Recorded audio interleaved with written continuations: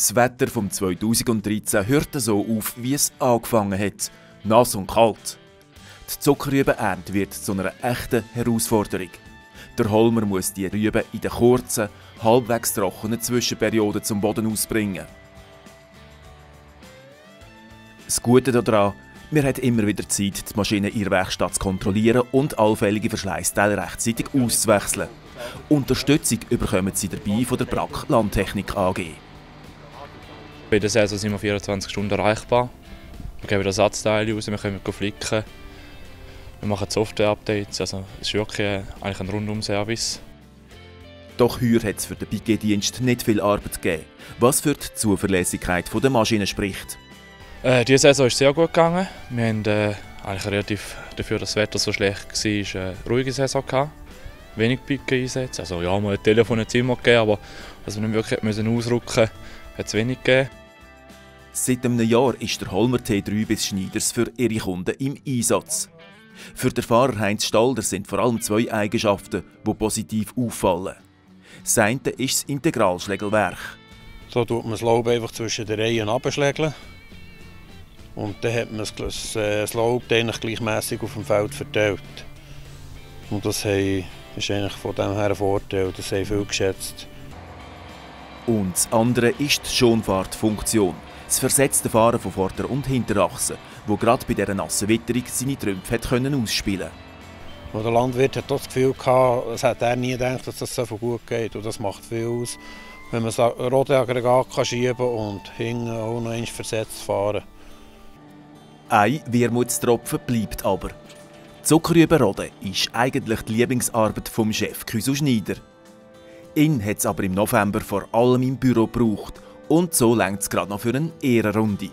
Kommt dazu, dass er zuerst noch vom Heinz auf die neue Maschine eingeführt werden muss. Ja, das ist natürlich ein Abschalten. Vielmals kann ich eben in der Nacht gehen, das heisst ein bisschen Ruhe vom Alltag. Das heisst, es ist nicht irgendwie eine Kundschaft unterwegs, die irgendetwas wissen muss. Man muss etwas organisieren. Beim Rübenroden ist ein Fahrer, eine Maschine. Meistens geht man durch den Tag und schaut, wo ist das Feld, und dann weiss man, wo sind die Hindernisse, und dann kann man vorwärts arbeiten und ist eben wirklich Ruhe runterfahren und gleich hat man gute Leistung. Ja, und das ist sonst noch gelaufen im November. Gut, wir haben das letzte Mais verräumt, Anfang November, haben dort wieder Weizen gesät. Und was das Wichtigste ist im November, sind sicher noch Strüben ernten, heisst von Roden laden, verladen und führen in die Fabrik oder auch hier an die Verladestationen. Das ist das, was wir gemacht haben auf dem Feld. Zwischen wenn es gegangen ist, vom Befahren her noch Gülle ausgebracht, die Löcher geleert. Und sonst ist eigentlich der Hauptschwerpunkt das Waschen. Wenn wir nicht draussen fahren können, wird gewaschen mit so einem Hochdruckreiniger, alle Maschinen von Angnehmen, säubern, einspritzen, schmieren und verräumen. Ja, und diese Arbeit dürfen wir nicht unterschätzen.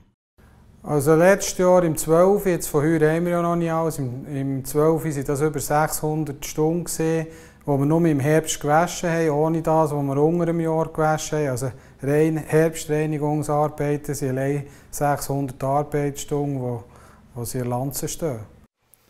Fast jeder Mitarbeiter kommt bis Schneiders einmal in den Genuss von dieser Arbeit.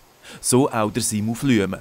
Und der macht das nicht einmal ungern. Mir geht es mehr darum, das Resultat, dass die Maschine wieder super ist.